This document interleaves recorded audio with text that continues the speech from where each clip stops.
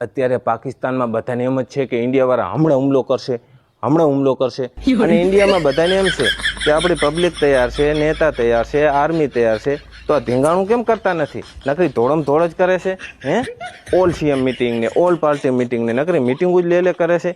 પણ એનું એક કારણ છે કે મોદીજીએ જેવું એનાઉન્સ કર્યું કે આતંકવાદ કી બચી ખુચી જમીન કો ભી મિટ્ટી મેં મિલા દેંગે, અને ઘરે ગયા ને એવો તરત એમને વર્લ્ડ બેંક વાળાનો ફોન આવ્યો એ કે તમે પાકિસ્તાનના મોર બોલાવવાની વાત કરો છો. મોદીજી કે અમે પાકિસ્તાનનું નામે લીધું નથી.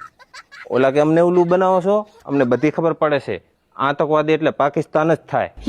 મોદીજી કે ઓય અમારે મોરે મોરો દઈ જ દેવાનો છે.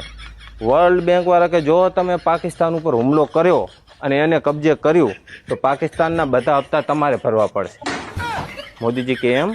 તો કે ઓય ઓલાએ નકરી કે લોન જ લે કરી છે ને 2-4 હપ્તા તો બાઉન્સ થયા છે, તો એની પેનલ્ટી ચડી છે. મોદીજી કે ઓહો 1 મિનિટ એમ કરી મોદીજીએ ફોન કાપી નાખ્યો.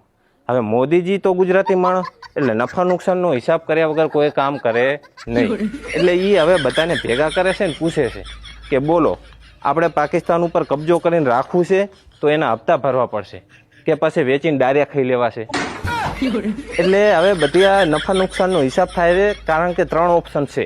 એક તો એને જો રાખીએ તો એના હપ્તા ભરવા પડે અને પાકિસ્તાનની પબ્લિકને ખવડાવવું પડે, અને પાકિસ્તાનની પબ્લિકને ખાઈને હંગ્યા સિવાય બીજું કંઈ આવડતું નથી, એટલે એમાં નુકસાન છે.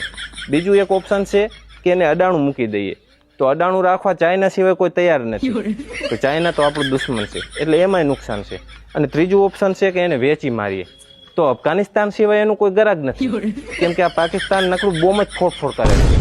અફઘાનિસ્તાન વાળા કે બોમ્બ ફોડવામાં તમે એનાય બાપ છો, આ આવવા દો, પણ એ રે કાંઈ ભાવ આપે એમ નથી, દારિયાને ભાવે જાય.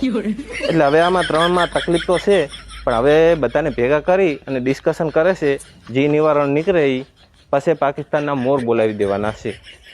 મોર બોલે